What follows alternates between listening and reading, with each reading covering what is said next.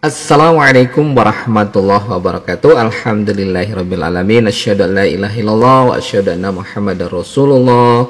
Raditu billahi rabba wa bil islami dina wa bi Muhammadin nabiyya wa rasula. Rabbi shrah li sadri wa yassir li amri wahlul 'uqdatam min lisani yafqahu qawli. Senang berjumpa dengan Anda semua di mana saja Anda berada. Ya, kita lanjutkan sharing kita tentang apa? Tentang manajemen keuangan untuk wirausahawan muda. Nah, ini sangat menarik. Kita akan bicarakan. Nah, sekarang dasar-dasar manajemen keuangan untuk wirausahawan muda. Nah, apa dasar-dasarnya? Terutama di manajemen keuangan ini perlu kita pelajari, ini sangat penting ya bagi wirausahawan muda untuk memastikan bahwa bisnis mereka tentunya ingin berjalan dengan baik dan dapat tumbuh secara berkelanjutan. Nah, berikut ini apa yang harus dilakukan atau prinsip-prinsip dasar manajemen keuangan yang perlu dipahami ya. Dimulai yang pertama itu kita lakukan perencanaan keuangan ya, anggaran misalnya. Buat anggaran yang rinci untuk setiap aspek seperti produksi, pemasaran nantinya, dan operasional ya. Nah, ini akan membantu mengontrol pengeluaran ya dan memaksimalkan keuntungan. Tentunya jangan sampai bobol. Nah, kemudian rencana pendapatan apa saja ya, perkirakan berapa banyak pendapatan yang akan diperoleh dalam periode tertentu serta sumber-sumber pendapatan yang mungkin kita dapatkan. Nah, ini penting ya. Nah, yang kedua, kita harus lakukan pemisahan keuangan pribadi dan bisnis. Ini sangat penting karena sering terjadi dicampur aduk antara keuangan pribadi dengan keuangan perusahaan ataupun usaha yang kita lakukan. Nah, penting bagi wirausahawan muda untuk memisahkan keuangan pribadi dengan bisnis. Ya, bagaimana caranya? Yang paling mudah adalah gunakan rekening bank yang berbeda dan pastikan semua pengeluaran bisnis itu tercatat dengan jelas.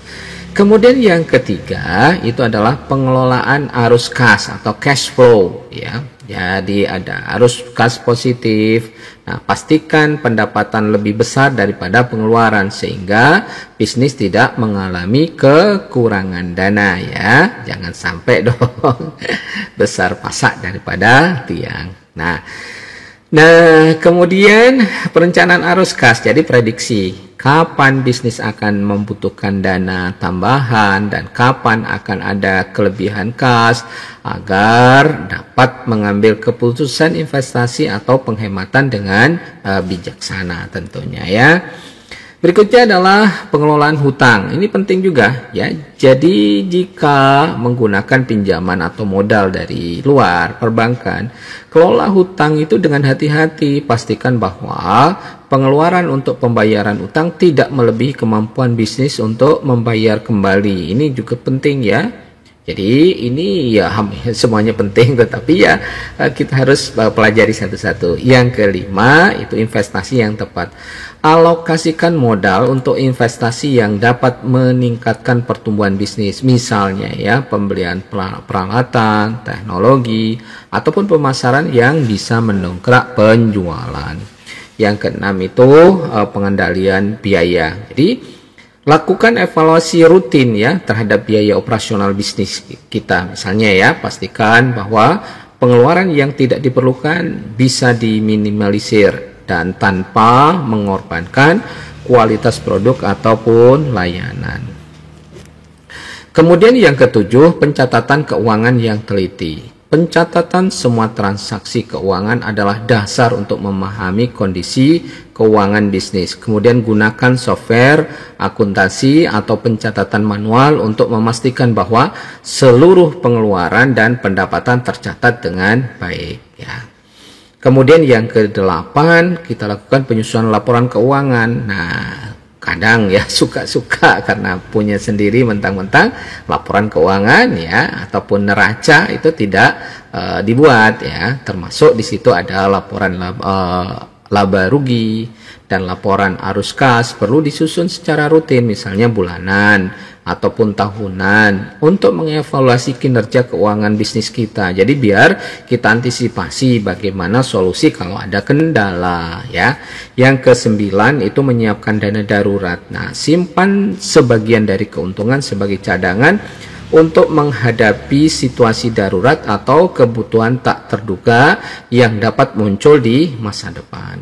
Yang ke-10 tentunya kita lakukan pengendalian modal kerja. Jadi modal kerja adalah dana yang digunakan untuk menjalankan operasional sehari-hari. Kemudian pastikan bahwa modal kerja mencukupi untuk menutupi pengeluaran sehari-hari dan menghindari kekurangan likuiditas. Ya, itu hal-hal yang harus dilakukan.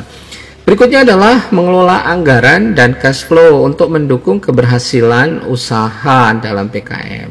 Ya, jadi mengelola anggaran dan cash flow adalah kunci utama di dalam mendukung keberhasilan usaha di program kreativitas mahasiswa ya. Jadi kalau misalnya kita mulai dari program kreativitas mahasiswa atau PKM, ini adalah beberapa hal yang harus dilakukan mengelola anggaran dan cash flow ini ya di dalam PKM ya. Yang pertama itu perencanaan anggaran yang matang, identifikasi kebutuhan, buat daftar lengkap dari semua kebutuhan proyek atau PKM, mulai dari bahan baku, alat, biaya transportasi, hingga biaya promosi misalnya atau penyebaran hasil proyek, hasil PKM. Kemudian yang berikutnya adalah kategorisasi pengeluaran. Jadi kelompokkan pengeluaran yang menjadi beberapa kategori, seperti misalnya pengeluaran tetap ya, fixed cost, dan pengeluaran variabel atau variable cost. Nah, ini akan memudahkan untuk memonitor ya pengeluaran dan membuat penyesuaian jika diperlukan.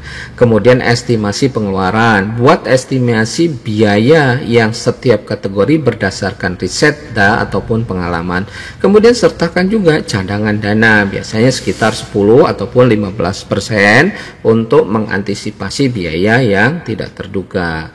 Kemudian kita lakukan penjadwalan anggaran, tentukan kapan mengeluarkan ini akan terjadi ya dalam timeline project. Misalnya ya, pembelian bahan baku dilakukan di awal misalnya ya, sementara promosi mungkin dilakukan di akhir ataupun di pertengahan nantinya. Nah, kemudian yang kedua itu adalah mengelola cash flow secara efektif. Jadi kita harus monitor arus kasnya, lakukan pencatatan setiap pemasukan dan pengeluaran dalam proyek atau kegiatan yang terperinci.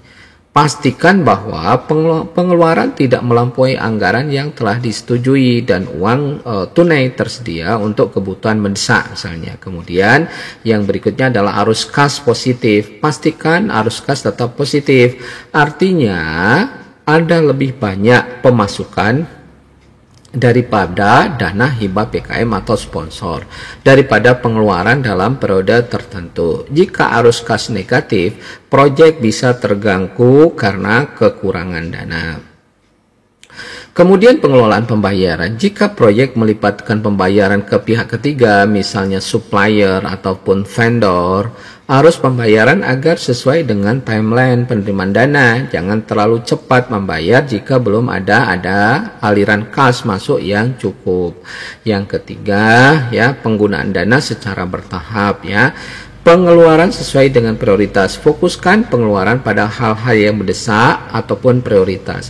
Jangan mengeluarkan dana untuk aspek yang kurang penting sebelum kebutuhan utama proyek terpenuhi. Kemudian pengendalian biaya, selalu cari cara untuk mengurangi biaya tanpa mengorbankan kualitas, misalnya memilih supplier dengan harga terbaik atau menggunakan alat yang lebih hemat biaya namun tetap efektif nantinya. Kemudian berikutnya adalah pemantauan berkala ya dan penyesuaiannya. Anggaran misalnya kita evaluasi secara berkala. Lakukan evaluasi terhadap kondisi anggaran dan arus kas secara berkala ya. Periksa apakah ada deviasi ataupun anggaran awal dan lakukan penyesuaian jika perlu. Yang berikutnya adalah revisi anggaran. Jika ada perubahan besar dalam kegiatan atau proyek PKM ini, misalnya harga bahan meningkat, lakukan revisi segera ya anggaran dan ajukan persetujuan jika diperlukan. Jadi penggunaan teknologi yang berikutnya adalah gunakan software yang sederhana seperti spreadsheet atau Excel ya, dan atau aplikasi akuntansi untuk memantau cash flow secara real time ya, atau software di sekarang banyak sekali yang bisa digunakan ya, yang bisa memungkinkan ini kita download ya. Ini untuk memudahkan tim untuk membuat keputusan yang tepat dan cepat dan tepat ya tentunya. Yang kelima, mengatasi potensi cash flow, misalnya mengantisipasi penundaan dana. Kadang-kadang dana dari sponsor ataupun dari TIKTI, pihak penyelenggara PKM ya, bisa terlambat cair. Pastikan ada dana cadangan untuk menjaga agar proyek atau PKM kita tetap berjalan meski ya terjadi keterlambatan. Yang berikutnya adalah pengaturan pembayaran cicilan. Jika diperlukan, atur pembayaran proyek dalam bentuk cicilan, baik untuk pembelian alat atau pembayaran honorarium agar tidak terjadi lonjakan ya pengeluaran di satu waktu. Nah, berikutnya adalah pelaporan akhir yang transparan. Laporan keuangan akhir misalnya setelah proyek kegiatan selesai atau PKM, susun laporan keuangan yang jelas dan terstruktur. Ini mencakup seluruh pemasukan, pengeluaran, dan sisa dana yang mungkin masih ada ya. Kemudian akurasi data, pastikan bahwa semua bukti pengeluaran, nota, faktur disimpan dan dicatat dengan benar. Ini akan memudahkan saat penyusunan laporan keuangan untuk melaporkan ke pihak penyelenggara PKM. Dengan pengelolaan anggaran dan cash flow yang baik, tim PKM dapat menjaga stabilitas finansial kegiatan ini dan memaksimalkan penggunaan dana yang tersedia, serta juga meningkatkan peluang keberhasilan proyek secara keseluruhan. Nah, berikutnya adalah bagaimana proyeksi keuangan untuk mendukung keberhasilan usaha dalam PKM ini ya. Yang pertama itu kita mulai dari identifikasi sumber pendapatan. Jadi, estimasikan pendapatan. Jika proyek PKM berorientasi pada usaha, perkirakan pendapatan yang akan dihasilkan dari produk atau layanan yang ditawarkan. Hal ini bisa didasarkan pada apa?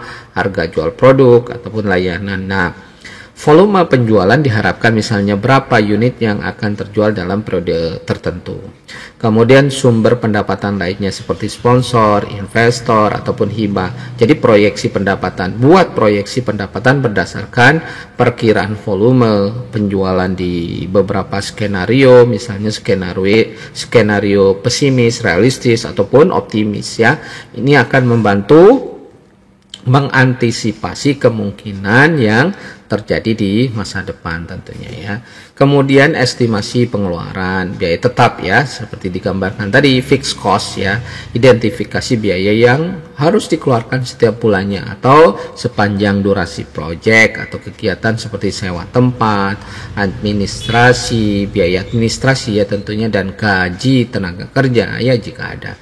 Nah, juga biaya variable cost, hitung bahwa yang berubah sesuai dengan volume produksi ataupun penjualan, seperti biaya bahan baku, biaya produksi, dan biaya distribusi. Semakin besar volume produksi atau penjualan, semakin besar biaya variabel. Nah, biaya yang tak terduga sekarang ya, sertakan cadangan dana untuk pengeluaran tak terduga, misalnya 10-15% ya dari total anggaran. Ini akan membantu menutupi potensi biaya tambahan yang mungkin muncul. Kemudian yang ketiga itu membuat laporan keuangan ya. Proyeksinya seperti apa? Proyeksi laba rugi misalnya.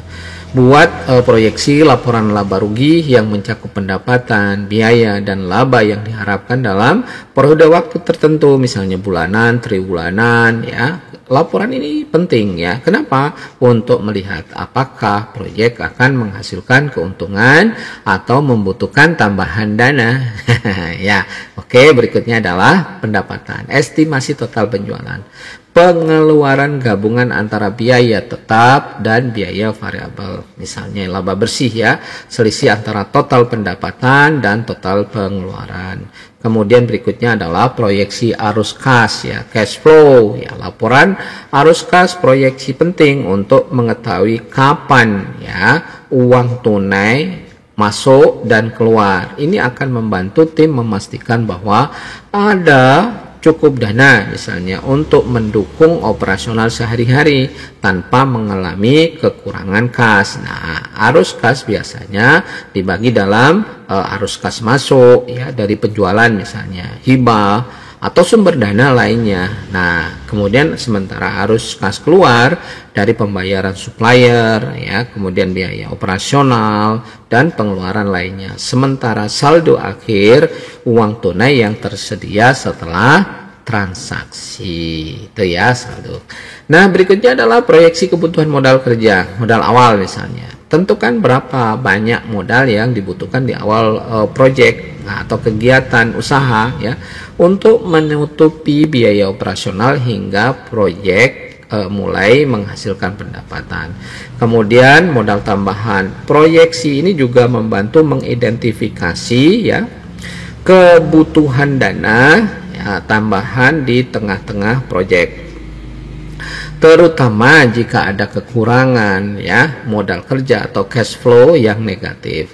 Dana ini bisa berasal dari investasi tambahan, pinjaman ataupun hibah. Kemudian berikutnya adalah menghitung titik impas, break even point ya. Titik impas itu adalah kita harus menghitung berapa banyak ya penjualan yang harus dicapai untuk menutupi semua biaya baik tetap maupun biaya variabel.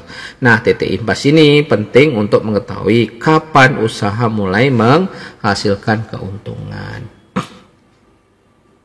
Kemudian berikutnya adalah skenario keuangan ya, financial scenarios ya.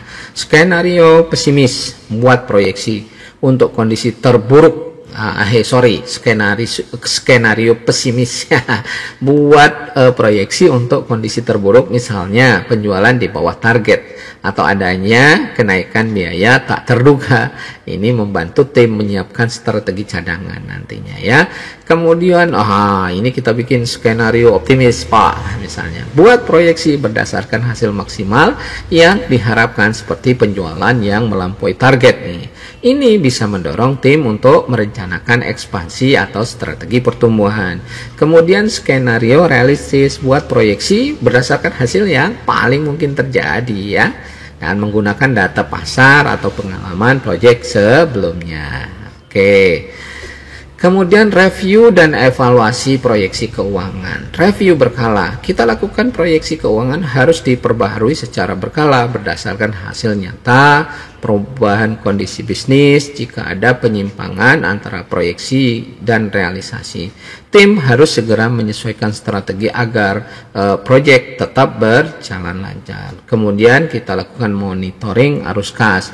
Selalu monitoring agar kas secara ketat. Jika arus kas mulai negatif, segera cari solusi ya, seperti menunda beberapa pengeluaran, mencari dana tambahan, ataupun meningkatkan penjualan. Yang kedelapan, menggunakan teknologi untuk membuat proyeksi keuangan, misalnya software keuangan. Gunakan software akuntansi seperti Excel, Google Sheet, ataupun aplikasi keuangan lainnya untuk mempermudah pembuatan atau pemantauan proyeksi keuangan yang bisa kita buat ya.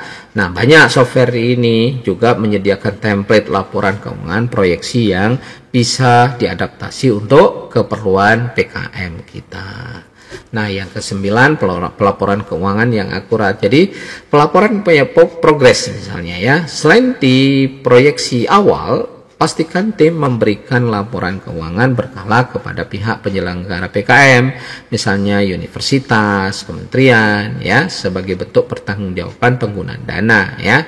Dengan proyeksi keuangan yang matang, tim PKM dapat memastikan bahwa usaha yang dijalankan memiliki dasar keuangan yang kuat ya, dan mengurangi resiko kehabisan dana dan memaksimalkan peluang dan keberhasilan proyek secara keseluruhan ya. Jadi itu yang bisa disampaikan dalam kesempatan ini, mudah-mudahan bermanfaat. Terima kasih. Nasrun minallah wa fathun qarib. Wassalamualaikum warahmatullahi wabarakatuh.